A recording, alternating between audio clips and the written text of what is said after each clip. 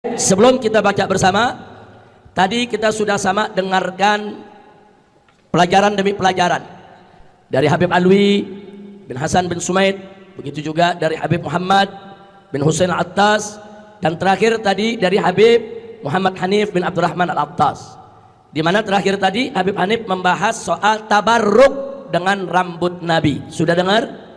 Sudah dengar? Paham? Jadi tabarruk itu bukan bid'ah, tabarruk itu bukan musyrik, tabarruk itu dengan peninggalan Nabi dicontohkan dan diamalkan oleh para sahabat Nabi kita Muhammad Sallallahu Alaihi Wasallam. Kira-kira jelas tidak? Jelas tidak? Nah sekarang kalau para sahabat bertabarruk, saya mau tanya yang ada di sini, mau tabarruk tidak? Mau tabarruk? Mau tabarruk dengan peninggalan Nabi kita Muhammad Sallallahu Alaihi Wasallam? Mau tidak? Betul? Nah tadi sudah disampaikan oleh Habib Hanif, salah satu peninggalan Nabi. Peninggalan Nabi banyak. Ada baju perangnya, ada jubahnya, ada imamahnya, ada pecinya, ada sendalnya, kemudian ada pedangnya, saudara. Dan kebanyakan peninggalan-peninggalan tersebut yang asli, bukan duplikat ya, yang asli itu disimpan di museum di Turki ya ikhwan. Loh kenapa kok bisa ada di Turki? Nah sebab dulu khilafah terakhir yang berdiri tegak menyatukan umat Islam seluruh dunia adalah khilafah Turki Utsmaniyah, yang mana ibu kotanya di Istanbul dulu ya ikhwan. Dulu tuh Istanbul tuh pusat peradaban. Nah maka itu saudara, semua peninggalan Nabi dulu oleh para khalifah dijaga betul, dan alhamdulillah hasil penjagaan tersebut sampai hari ini masih ada, alhamdulillah. Tapi perlu kita tahu, ada beberapa peninggalan Nabi yang lain itu disimpan oleh perorangan, dan ini menyebar di seluruh dunia. Di antaranya yang tadi diceritakan oleh Habib Hanif adalah rambut Nabi alaihi salatu wassalam. Nah kalau ada yang nanya, bagaimana bisa dapat rambut Nabi? Nabi alaihi salatu wassalam sebagaimana diceritakan di dalam hadis, kalau beliau sedang cukur rambut, seperti pada saat di Hudaybiyah waktu Nabi lagi tahallul ya ikhwan, begitu Nabi cukur rambut, sahabat berebut Nabi punya rambut ya ikhwan. Nah jadi memang sahabat tabarruk, ada yang dapat 2 lembar, ada yang dapat 5 lembar, ada yang dapat sejumput ya ikhwan, dan itu dibawa pulang oleh masing-masing sahabat. Jadi boleh dikatakan banyak sekali sahabat Nabi dulu yang menyimpan rambut Nabi. Nah bagaimana cara mereka menggunakan? Tadi sudah dijabarkan oleh Habib Hanif ya ikhwan. Ada yang direndam di air buat obat, lihat ya tadi. Ada yang pengen dikubur dengan rambutnya ya ikhwan. Nah kemudian ada seperti Khalid bin Walid ditaruh di imamahnya ya ikhwan, setiap perang bertempur selalu dibawa oleh Khalid bin Walid. Makanya jangan kaget kalau Khalid bin Walid bertempur nggak pernah kalah ya ikhwan. Barakah, itu namanya barakah. Nah jadi itu yang perlu kita tahu. Ada juga saudara, peninggalan-peninggalan tersebut dimiliki oleh para ulama karena turun-temurun. Sahabat berikan kepada anaknya, anaknya berikan kepada anaknya, ada juga anaknya lagi berikan kepada muridnya, kadang-kadang diberikan kepada sahabatnya ya ikhwan. Kadang-kadang juga ada yang mimpi bertemu dengan Nabi, Nabi amanatkan bahwa apa peninggalan Nabi yang ada di tangannya untuk diberikan kepada si fulan. Nah itu biasanya kalau udah ada amanat begitu, yang megang itu langsung diberikan kepada si fulan ya ikhwan. Nah ini banyak terjadi di kalangan ulama kita, alhamdulillah. Jadi kalau Anda ke Turki, Anda ke Yaman, Anda ke Mesir, Anda ke Syria, saudara, nah itu banyak yang punya rambut Nabi. Nah para ulama-ulama kita, para masyayikh kita yang punya rambut Nabi ini biasanya kalau lagi memperingati Maulid, Isra Mi'raj, umat berkumpul, mereka keluarkan ya ikhwan. Mereka keluarkan untuk tabarruk. Mereka keluarkan saudara pada saat peringatan-peringatan tersebut, dan alhamdulillah rambut Nabi tersebut sampai hari ini masih terjaga. Nah secara ilmiah keberadaan rambut ini penting. Jadi kalau ada yang menolak Muhammad itu hanya cerita khurafat, Muhammad itu fiktif, mana buktinya ada Muhammad? Mana buktinya 14 abad yang lalu ada manusia bernama Muhammad? Dengan adanya rambut itu bisa diperiksa gennya, DNA-nya bisa diperiksa ya ikhwan. Bagaimana DNA yaitu yang dimiliki oleh Nabi tersebut bisa dicocokkan oleh seluruh pongkol-pongkol Quraisy yang ada di dunia ini ya ikhwan. Bahkan itu juga bisa menjadi bukti bahwa setiap keturunan Nabi yang hidup pada hari ini pasti ada yaitu unsur kesamaan DNA dengan DNA Nabi.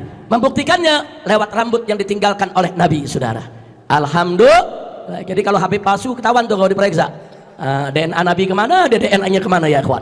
Nah jadi sebetulnya walaupun DNA ini belum dijadikan syarat untuk itsbatun nasab, enggak, tapi paling tidak dia bisa menjadi bukti pendukung ya ikhwan. Alhamdulillah. Nah di sini saya tunjukkan contoh. Ini foto rambut Nabi yang ada di tangan para ulama kita di berbagai tempat.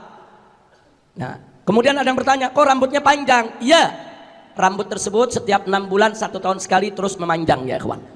Nah jadi kalau dia manjang nanti dipotong 2 saudara, nanti manjang lagi ya ikhwan, sehingga tidak habis-habis untuk dia turun-temurun dimiliki oleh para ulama. Nah ini satu ikat ini bisa ada puluhan rambut ya ikhwan. Ini salah satu yang dimiliki oleh ulama di Madinah. Kemudian ini juga dimiliki oleh pihak yang lain, ulama yang lain. Kalau yang tadi ditaruh di botol, kalau yang tadi ditaruh di botol, di atas botolnya ada penjepitnya. Jadi dia punya rambut terurai ke bawah, botolnya bulat ya ikhwan. Nah kalau yang ini ditaruh semacam kotak kayak akuarium, di bawahnya ditaruh itu ada bulu ya ikhwan, kemudian ditaruh rambut kita punya Nabi. Nah ini ada beberapa puluh lembar, yang tadi lebih banyak. Nah ini dimiliki oleh beberapa ulama masyaikh di Madinah saudara, begitu juga di Mekah, bahkan di Yaman, di Mesir, di Emirat, di Dubai saudara, di mana-mana banyak yang memiliki rambut tersebut. Nah kemudian saudara ini ada sertifikat. Jadi kalau ada orang bilang dia punya rambut Nabi, rambut itu ada sertifikatnya. Nah, untuk menjaga jangan sampai rambut palsu dibilang rambut Nabi saudara. Nah ini sertifikatnya seperti ini.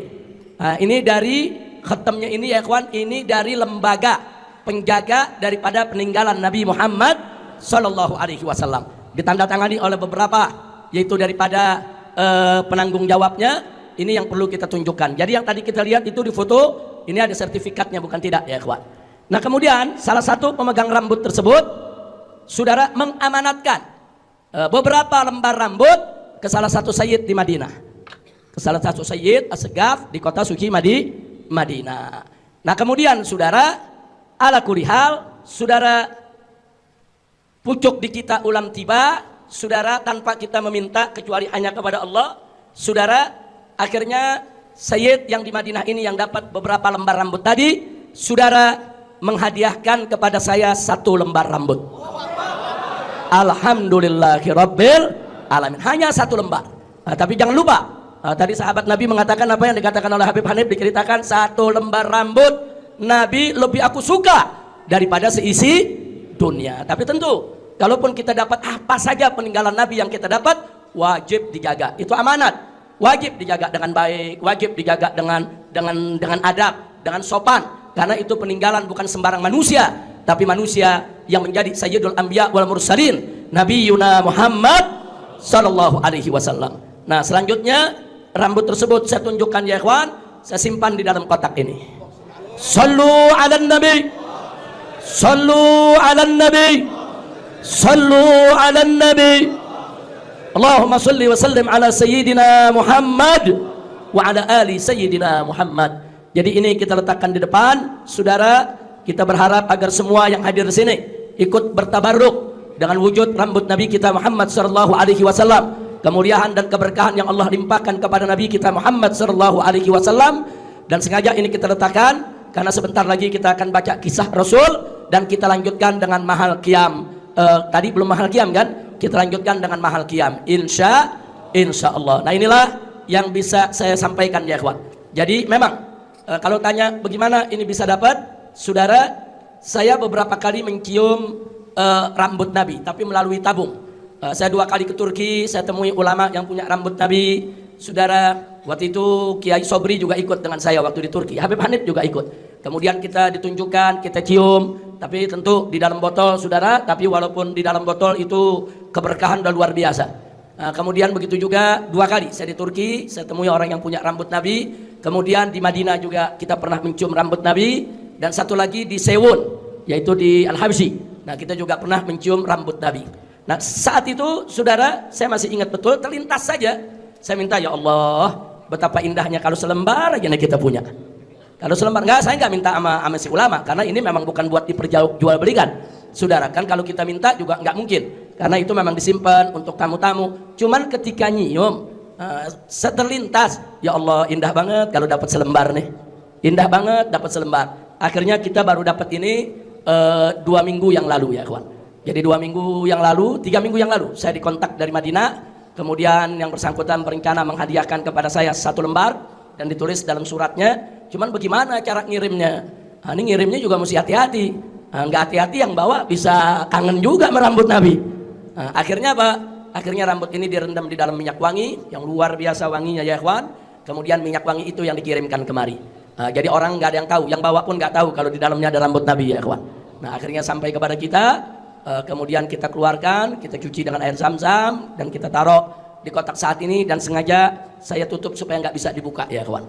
Sebab ini hanya selembar, kalau terbang saudara atau hilang saudara berarti kita tidak menjaga amanat. Nauzubillah min zalik. Nah itu ceritanya, hanya itu saja. Jadi kita nggak minta kepada siapapun, kita nggak beli, kita hanya mengajukan permohonan kepada Allah Subhanahu wa Ta'ala. Berdoanya juga nggak serius-serius amat, karena kita tahu dari mana siapa yang mau ngasih kita ya kawan.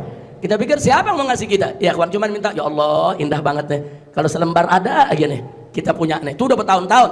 Dulu waktu ke Yaman tahun berapa Habib Hanif yang ketemu di Sewon? 10 tahun ada ya? Yang 2012, iya 2012 ya 10 tahun yang lalu. Ke Turki juga waktu sama Hanif 2017, iya. Jadi saya pernah cium rambut Nabi itu di Yaman, di Madinah, dan di Turki. Sama, saya setiap nyium tuh pengen begitu. Pengen, ya Allah indah banget nih.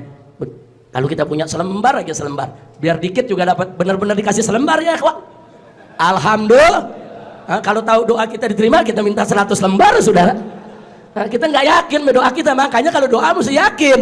Ini teguran juga buat kita, minta selembar dikasih selembar. Padahal Allah mampu ngasih banyak lembar, tapi karena mintanya satu Allah kasih. Tapi ini pun sebagaimana dikatakan sahabat, udah lebih bagus daripada seisi dunia. Mudah-mudahan Allah limpahkan rahmat, barakah, maghfirah untuk kita semua, amin ya rabbal